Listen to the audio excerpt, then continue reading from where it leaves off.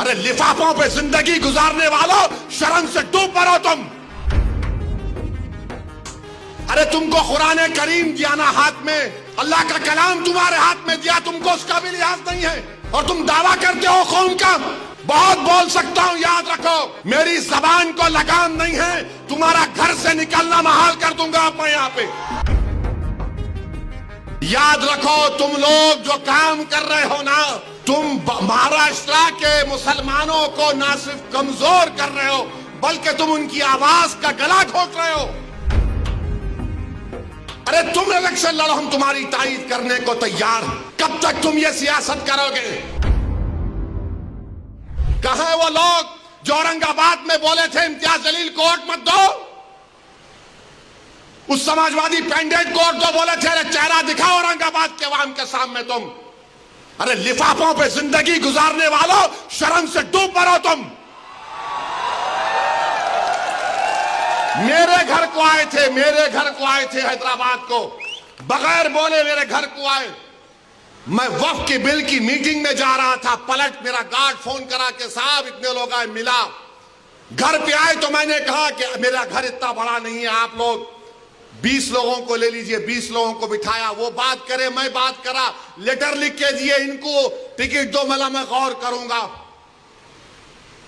پھر جانے سے پہلے میں نے کہا اللہ کے ولی کہ انگریزی قرآن کا ترجمہ جو ترکی کا چھپا ہوا ہے اس کی 4 کاپیاں ان ذمہ داروں کو دیا کہ آپ میرے گھر کو آئے، یہ کہ اللہ کے ولی کی قرآن کا ترجمہ ہے، ایک ایک کے ہاتھ میں دیا۔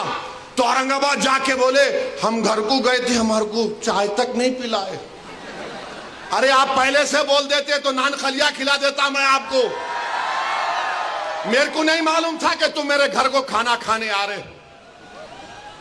ارے تم کو قرآن کریم دیا نا ہاتھ میں، اللہ کا کلام تمہارے ہاتھ میں دیا، تم کو اس کا بھی لحاظ نہیں ہے، اور تم دعویٰ کرتے ہو قوم کا۔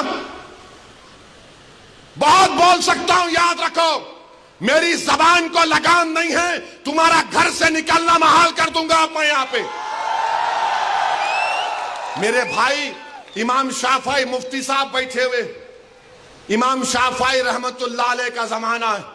ایک دولت مند نے کہا کہ اگر اللہ میرے کو بیٹی دے گا تو جب اس کی شادی کروں گا دین اور دنیا کی دولت اس کو دوں گا۔ جب بیٹی کی شادی کا موقع آیا علماء کرام کے پاس گیا، علماء کرام نے کہا کہ نہیں تو نہیں دے سکتا، دین اور دنیا کی دولت تو کیسے دے گا، تیری قسم غلط ہو گئی۔ امام شافعی کے پاس گئے، امام شافعی بولے بہت آسان ہے۔ امام شافعی رحمت اللہ علیہ نے کہا تیری بیٹی کی شادی کب ہے؟ اس نے کہا فلاں دن ہے۔ بولے میں آ رہا ہوں، چلا جا۔ امام شافعی پہنچے، امام شافعی رحمت اللہ علیہ نے کہا کہ آسان ہے۔ وہ بولا کہ حضرت شادی تو ہو گئی، کیا ہے بتاؤ؟